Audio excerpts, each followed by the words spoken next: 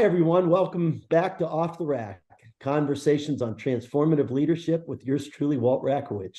If you're new to the show, let me tell you, I'm really happy to have you on today. I'm joined today by Dr. Joe Sanders and Lorii Rabinowitz, two very thoughtful leaders here in the Denver area. And why Joe and Lorii this month? Well, because leadership is not only about the people that we work with every day, but leadership is also about the influence that we have in our communities. And let me tell you, Joe and Lorii are doing an incredible job of leading in our communities. First, a little bit about Lorii. She's been the CEO of Denver Scholarship Foundation since 2017, an organization whose mission is to make college and post-high school learning possible through scholarships to kids who may have never had those opportunities in the past. She served in executive roles with Denver Center for Arts and Technology and Rebound Solutions, a consulting firm specializing in strategy and also change for public and private clients.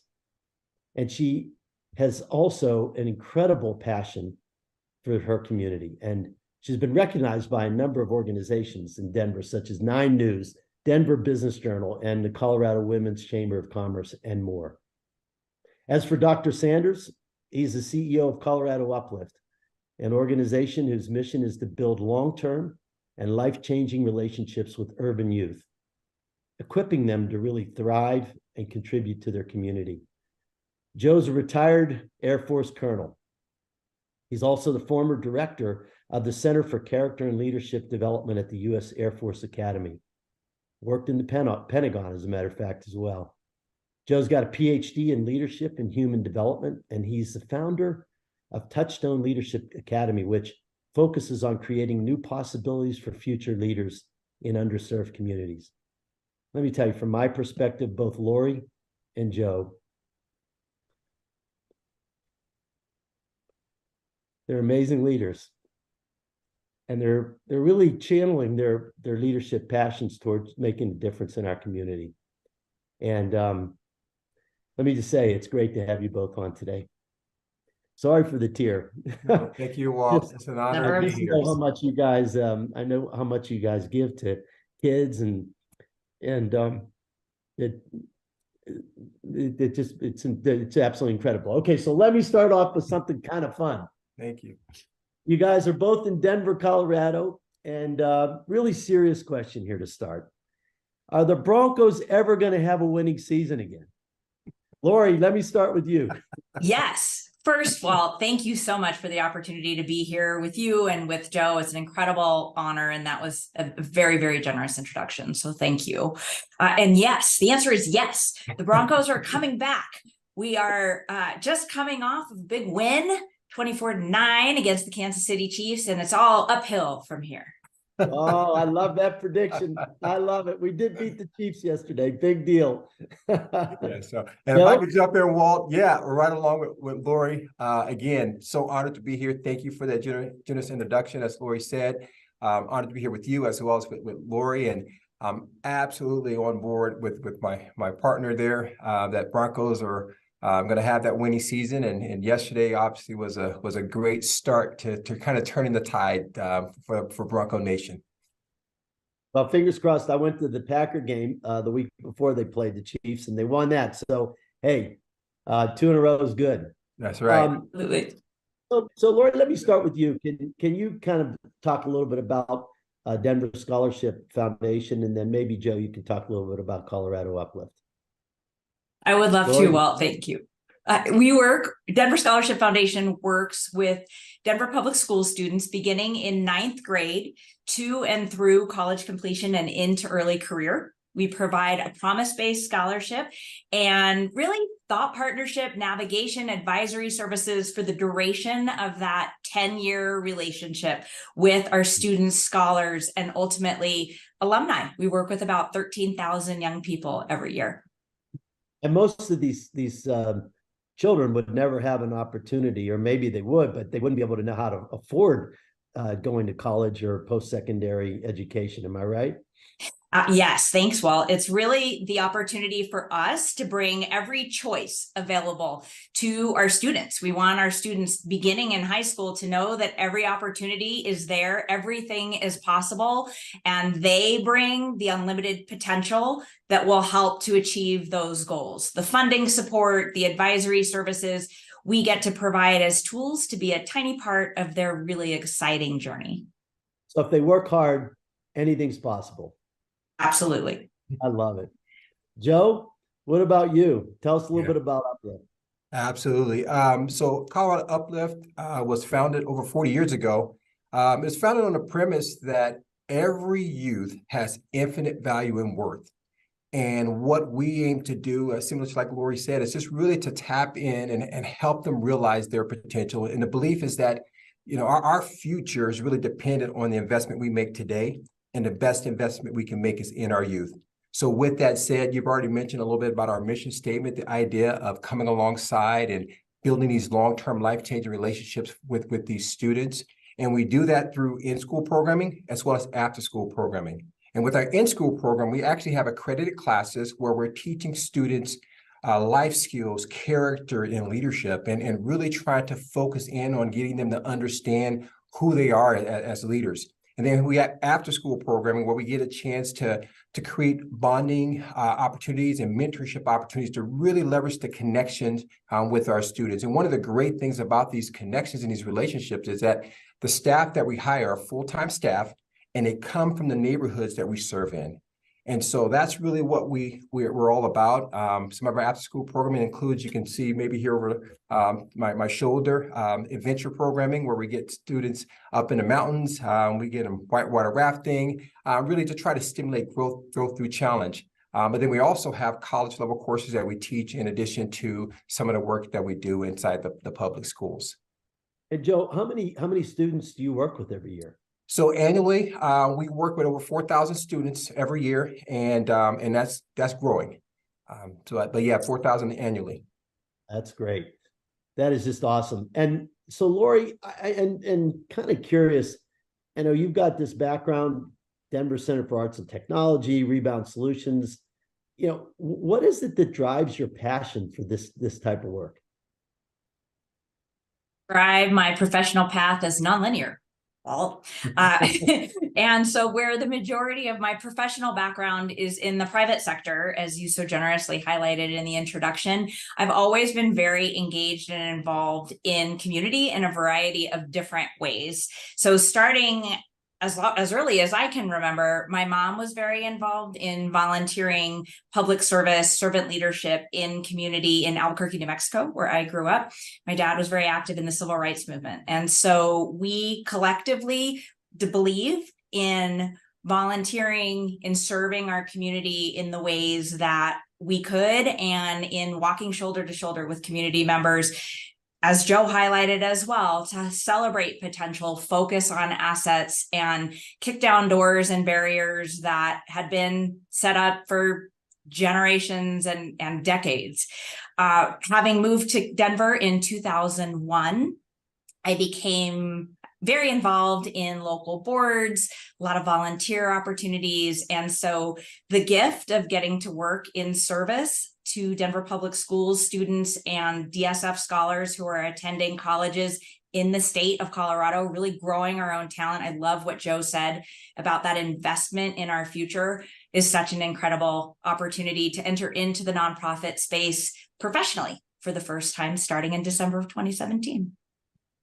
Well, Lorii, all I can tell you is I'm really glad you moved to Denver in 2001. Thank you. That was a great thing that happened in our Thank city. you.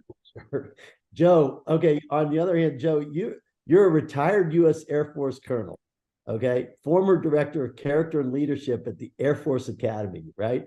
Now CEO of Colorado UpLift. What drove you to make that career change? I mean, it seems like a big career change to me. And kind of where does your passion come from?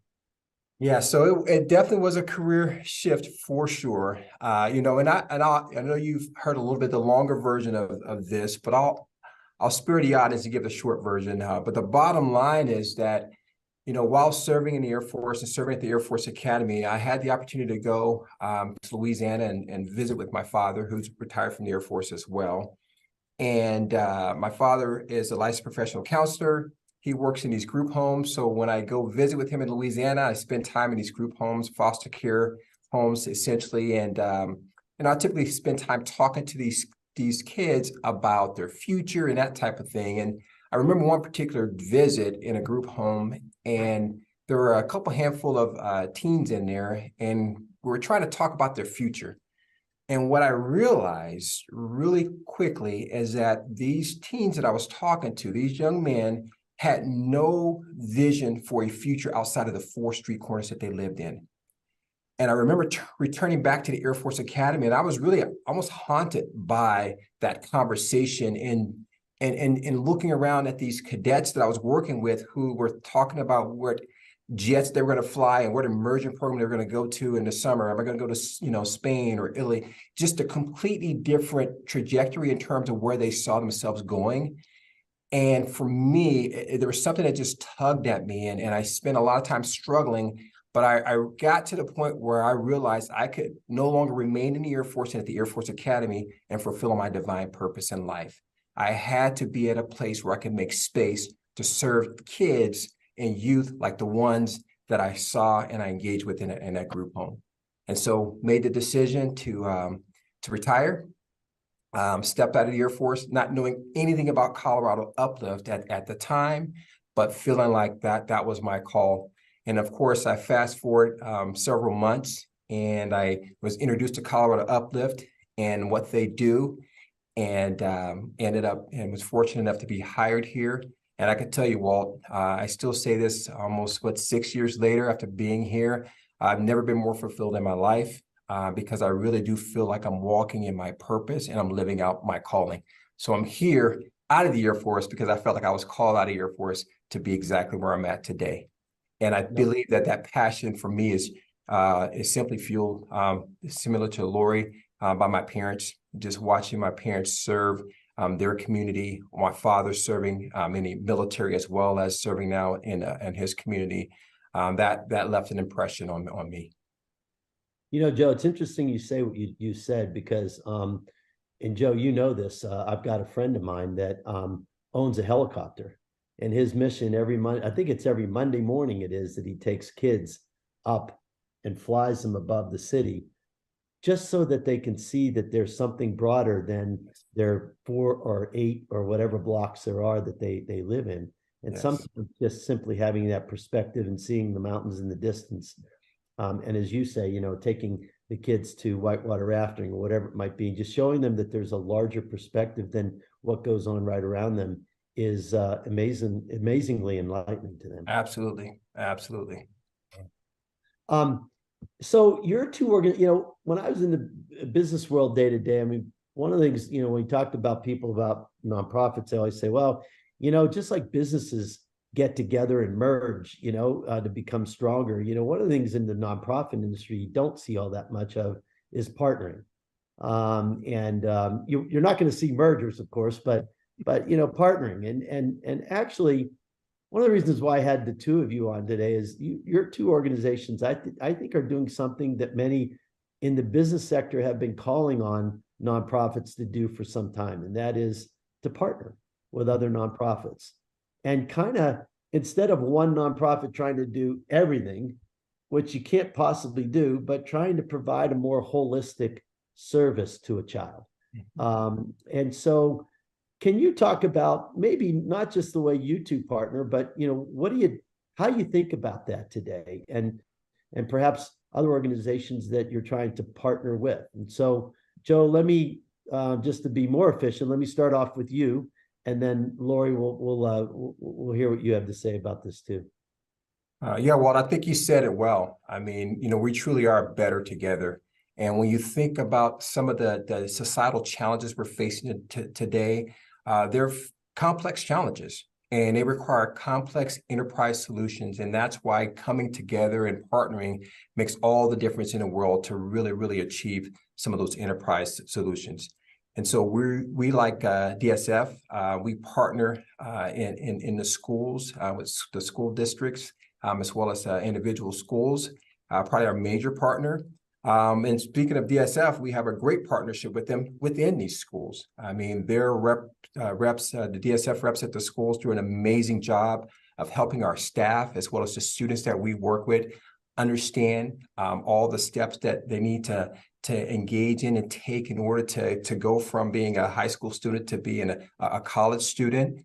And in addition to that, I know right now, some of the reps and some of our staff members are working together to figure out ways to co-create some curriculum that can be taught during the assembly and advisory periods at some of these schools. And so it really is a fulfilling partnership that we have. And I can't say enough about Lorii. She's somebody that, as a leader, I'll call from time to time just to say, hey, I got this idea. What do you think about this? So it's her providing that support, that feedback, mentoring, coaching back and forth. I've been able to leverage that. And again, I'm grateful for the time that we get together. So we have those partnerships with the schools as well as with DSF. And then you mentioned other organizations beyond that. With our adventure program, for instance, there's a lot of organizations that allow our kids to go clay shooting, like Clay Connections, and we have Colorado Youth Outdoors, just some organizations, again, that help facilitate getting our students out and about. We also have partnerships with organizations that help our students transition, not just from high school to college, but really high school to careers. Organizations like Master's Apprentice, Cross Purpose. These are organizations that are really good at helping provide students with meaningful educations and connections with the workforce. And then another organization, and I'll pause after this, Walt, that you mentioned, CU Onshoots. That's been a great partner for us in terms of helping not just our students, but our staff deal with some of the mental health challenges. And so they've helped us with workshops. They've also done training. They provided us with materials. So we really treasure their partnership as well. So again, just a list of some of the partners, but the bottom line is we can't do what we're trying to do in the communities without partners like DSF, without the public schools, and some of the other partners that I mentioned to you. That's great. I mean, that's music to my ears. Lorii, you want to add to that? I'm going to give big snaps to what Joe said. First and foremost, I really want to celebrate Joe's leadership and the partnership that we've been so fortunate to establish with Denver Scholarship Foundation and Colorado UpLift. With Joe's leadership and the expansion of the work and the intentionality of creating these experiences. One of my very first memories at Denver Scholarship Foundation is that I was at our Future Center, our DSF Future Center at Abraham Lincoln High School. And there was a young man in the Future Center who was talking about how excited he was to go on his UpLift trip to South America on a mission-based trip. And that has really stuck with me over the last 6 years as such a demonstration of the importance of partnership. Every individual person who takes a different step on their journey and works in partnership with their family and other organizations to think about how big the world is, what those opportunities may be. To Joe's point, we all do this work better together. And at Denver Scholarship Foundation, our work is really steeped in partnership. We can't do what we do without our partners. We partner with Denver Public Schools. We partner with 31 institutions of higher ed across the state, technical colleges, community colleges, and universities. We partner with many corporations in community to provide career access and exposure. We partner with our donors. We partner with our student scholars and alumni and their families. And really, we can't do what we do without each other. No one ever accomplished anything by themselves. And it's not nearly as much fun to do something by yourself like that either. That's true. That's definitely true. And you also both partner with businesses. I know from my background in Prologis that Prologis has been involved with organizations like yours. Yes. And I know the business community is very, very important. Well, I thank you for doing that. I thank you for the attitude that you have, that you need others. And I really think that at the end of the day, that takes your service and takes it to another level, in my opinion.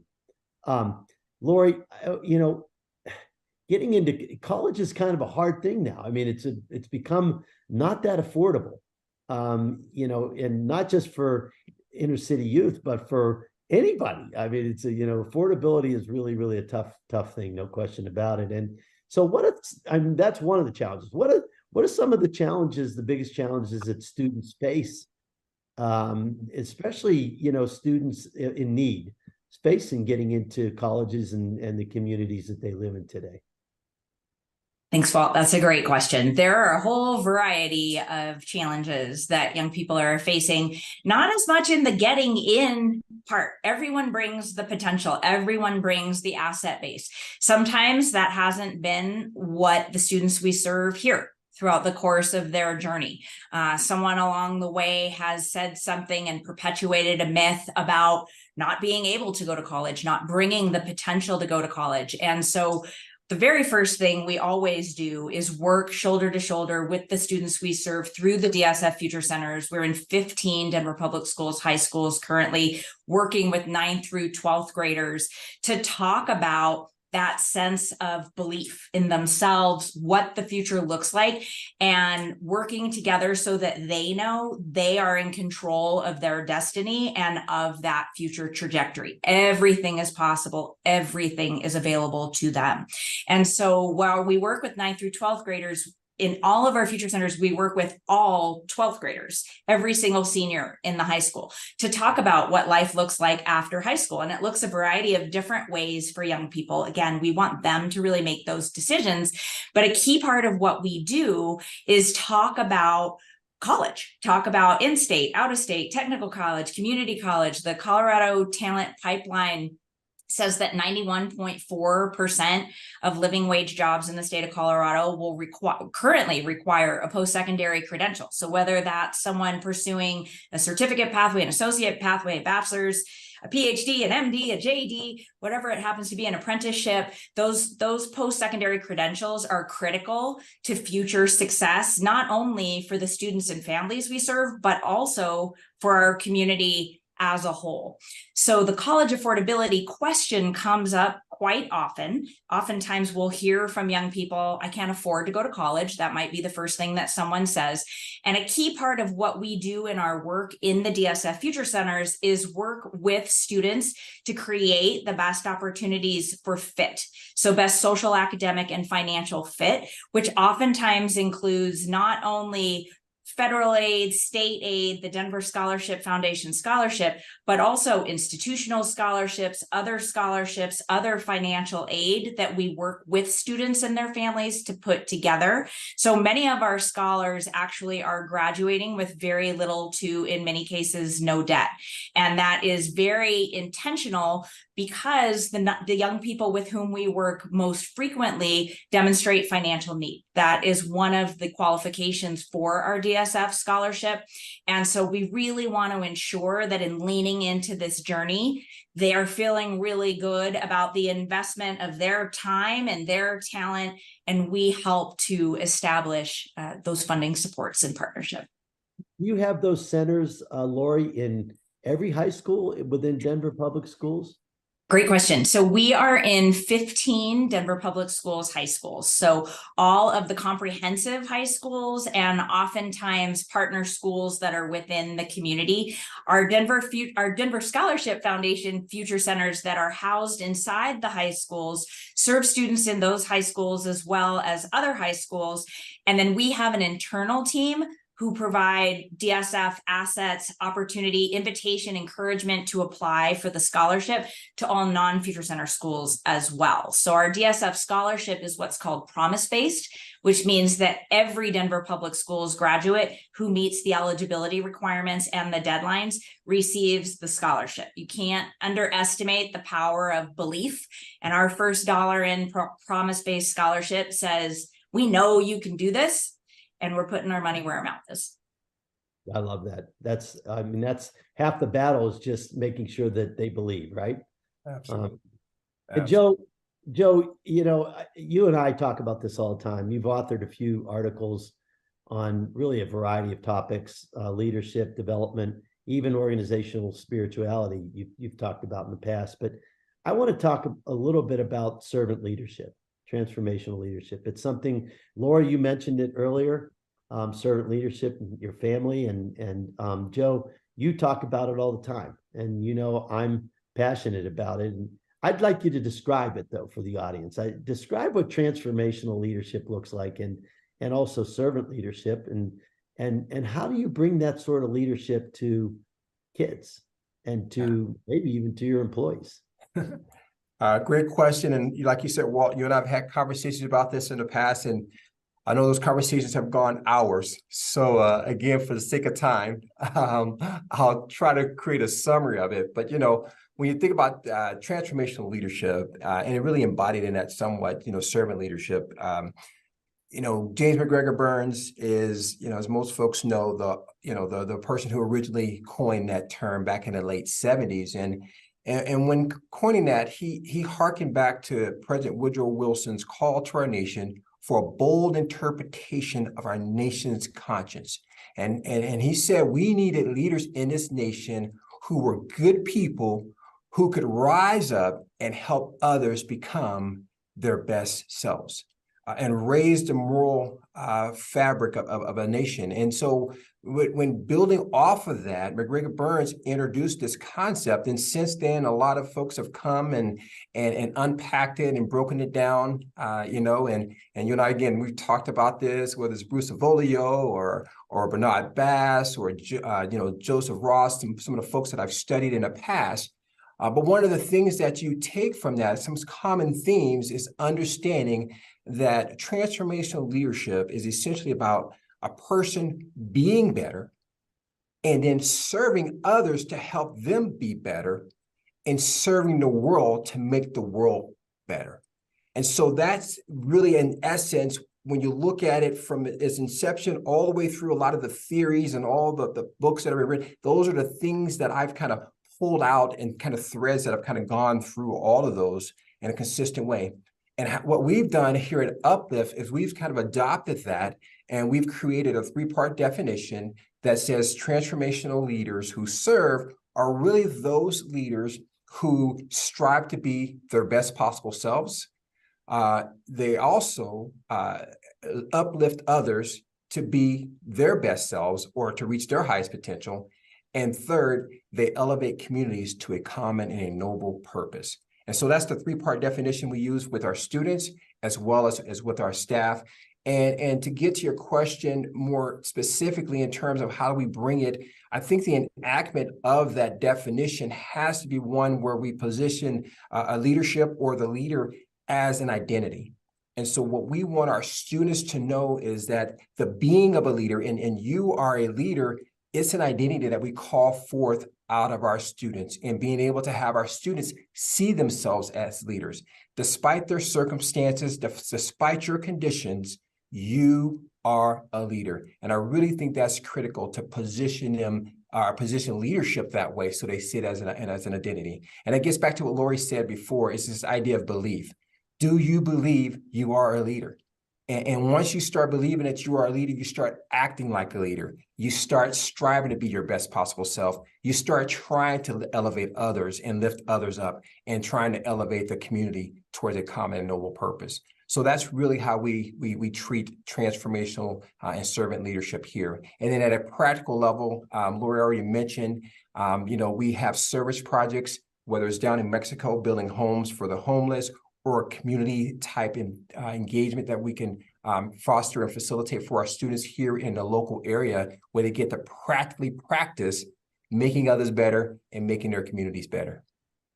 So Joe, would you summarize by saying that you're trying to take someone out of having a victim mentality and move them into a can-do mentality? If I had to kind of summarize a little bit about what both of you are saying that you're trying to do, at least, yes. Would that be a summary? Absolutely. A great summary. One of the highlights for me when I first arrived here was when a student came to me who had a pretty rough background, and she ended up excelling that academic year. And she came to me and she said, thank you for calling me a leader. And that made all the difference in the world, because once she starts seeing herself as a leader, she showed up differently in the world. And I also always say, how you show up in the world is how the world shows up for you.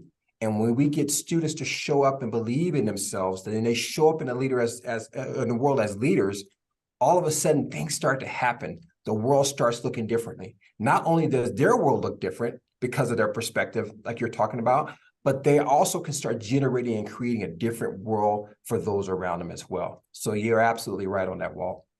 Yeah. So, sometimes it seems, sometimes people think leadership is something really big, right? It's something that I gotta lead this flock of people, and it's a lot of work, or I don't envision myself being the right person to do that. And yet I kind of believe that exceptional leaders do the little things right. Sometimes all it requires is just a little gesture from a leader to demonstrate their care. That's leadership to me. So you're both leaders that value other people. Do either of you have any subtle practices in your leadership that you've integrated to positively influence people? Or perhaps there's something small that you've either seen somebody do or someone has done to you, which carried, kind of significant impact. That's to me what leadership is sort of all about as well. It's kind of the little things. So Lorii, anything on your end that you've seen? Yeah, I want to springboard from Joe's beautiful comments, once again demonstrating why Joe, you are such an incredibly inspirational and transformational leader that we all admire in community. We talk ongoing with our colleagues about leading from where they stand. It's not about what someone's position is. Everyone within our organization is so incredibly important, and acknowledging each person and their humanity and their individual identities and intersectionalities as such a critical part of our work and as human. And so I think, and learned this from many leaders along the way, that it's incredibly important to acknowledge each individual person. And so we do that a variety of different ways. I send everyone a birthday message on their birthdays to say happy birthday and highlight something that's specific, hopefully that we have shared, or perhaps they've shared with me that they've shared with their family.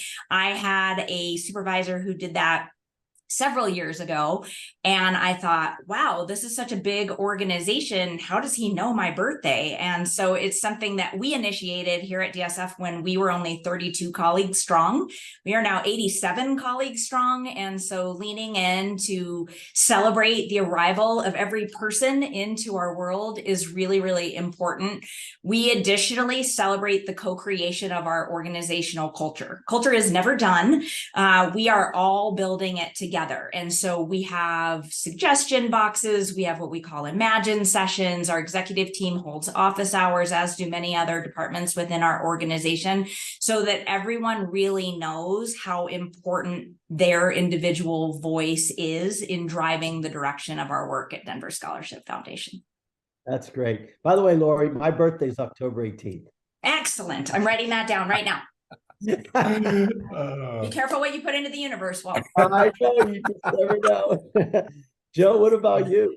Yeah, well, again, springboarding off of what Lorii said, this idea of acknowledgement is something I've experienced and appreciated actually from you, Walt. Every year for the past 6 years, for our anniversary, my wife and I's marriage anniversary, I know I'm going to hear from at least 3 people, my mom and dad, so I guess my parents, and I'm going to hear from Walt with some type of congratulatory message. And that's been very consistent. So definitely appreciate that, Walt. And then, the other thing, Lorii talked about this, this idea, people want to be seen and they want to be heard fundamentally. And so as leaders, the more we can do that, the more we're going to make people feel cared for. So just a couple things, the idea of engaging in active affirmations is what I call it. And this is just a way to have folks know that you see them and see the work that they're doing. And it doesn't have to be a grand thing. It could be the person that stays a little late to make sure that, something's taken care of, or the person that's, helping to set up the chairs and the tables for an event you're about to have when it's not in their quote unquote job description. So this active affirmation is all about just affirming somebody and saying things like, I noticed when you did fill in the blank, right? Or I appreciate when you fill in the blank. And we do that, at our staff meetings, but also I found it very effective when you can go, talk to the person one-on-one and say, hey, I noticed you did this. And it makes the person feel validated and affirmed in that way. And again, they're not fluffy comments. These are things you've actually seen. And these are things that you can comment on that will go a long way to affirm a person. The other part of that, is what I call conscious listening. And this is the idea of making sure we're consciously listening to people. As humans, we all listen subconsciously, right? Right now, you're subconsciously listening to me. There are folks that are going to hear this podcast are subconsciously listening to me and Lorii and you. And oftentimes at our subconscious level, we're thinking things like, well, do I agree with this person? Do I disagree with this person? Well, I already know what that person's saying. I already know this, right? You talk about leadership. So we have all these things running at our subconscious level. A good colleague of mine introduced me to this notion that we're always already listening. All the time, like constantly, because we have these filters that we have that we filter things through. With my wife, when I'm listening to her, sometimes I'm always listening and already listening to how can I fix the problems she's telling me about. When she doesn't need to fix, she just wants somebody to listen. And that subconscious listening can sometimes get in the way of us actually hearing a person and having a person feel heard. So what I do intentionally is engage in conscious listening and try to replace that subconscious listening with things like, I'm going to listen for this person's concern. I'm going to listen for this person's commitment. Because even if a person has a complaint that they're registering, there's always a concern and a commitment behind every complaint. So as a leader, trying to really focus in a conscious way on what people are concerned about or what they're committed to, or any other thing that you want to insert into your consciousness to kind of override that subconscious listening is something that I've found to be helpful. And at the end of the day, again, as leaders, helping people feel seen and heard is critical. And I think this idea of actively affirming and consciously listening can help. Yeah, affirm. That's big. Joe, we had a couple of months ago, 3 months ago, I think we had Heather Younger on. I don't know if you know Heather, but she's got a book out about conscious listening, and it's fabulous. You read through it and you realize the things that you could do better. A lot of times you think you're listening, but you really not. Just drawing conclusions. And that's right. And just being more conscious about it, intentional about it. Yes, is important in leadership, without question. So with Colorado Gives Day right around the corner, I'd like to spend a few minutes specifically talking about the importance of giving. Lorii, obviously it's very important at DSF. Can you tell our audience about where they can go to learn more about DSF and also how they can donate? And Joe, could you do the same thing about UpLift? And maybe you could also, Joe, mention Elevate USA, which is now the national organization that UpLift is a part of in other cities. Lorii, I'll start with you. Thank you, Walt. And thank you for the opportunity to invite community to invest into Denver Scholarship Foundation and the students, scholars, and alumni that we serve. We are available in a whole variety of different places, all of the social channels. So LinkedIn, Facebook, formerly Twitter, now X, we're on TikTok. And so anyone who leverages social media can find us in all of those arenas. Our website is www.denverscholarship.org. And we invite investment year-round. But you specifically mentioned Colorado Gives Day, Walt, and thank you for doing so. That's such a special opportunity to invest with partial matches within our community. And so we really get very excited about the upcoming Colorado Gives Day, because not only do we provide scholarships, as we've talked about a little bit, but we also provide these advisory services and wraparound supports. You asked a little bit earlier about circumstances that the young people we serve may be facing. And in addition to our scholar numbers growing every year, when nationally that's not necessarily the case, our scholars are thriving. 81% of our DSF scholars are persisting or have graduated in the last 6-year cohort, while navigating full-time jobs, food insecurity, housing instability, transportation challenges, technology access challenges. And it's absolutely incredible how much someone's investment sees a return when that investment is in a young person in their journey into the future. Joe? Yes. You're in? Yeah. So right now we have hundreds of students and in several schools on waiting lists. We look at the demand. We also look at strategic opportunity, and we believe that we are at a place right now where we can see seismic impact on our communities and have exponential growth over the next few years in order to meet these needs, in order to fulfill on these strategic opportunities. And Colorado Gives Day obviously provides an opportunity for us to raise funds for that. And we invite you all obviously to support us in that. And as Lorii said with our website is www.coloradouplift.org. And so if you could go to that, we would definitely appreciate you signing on to donate. Not just on Colorado Gives Day, but in days beyond that, or even days before that as well. And the thing I will mention to you is that we do have the child care tax credit, which is a great deal. It helps your money go further. Anyway, that's all I would say on that part of it. But the other thing you asked me about, Walt, is this the USA, Elevate USA.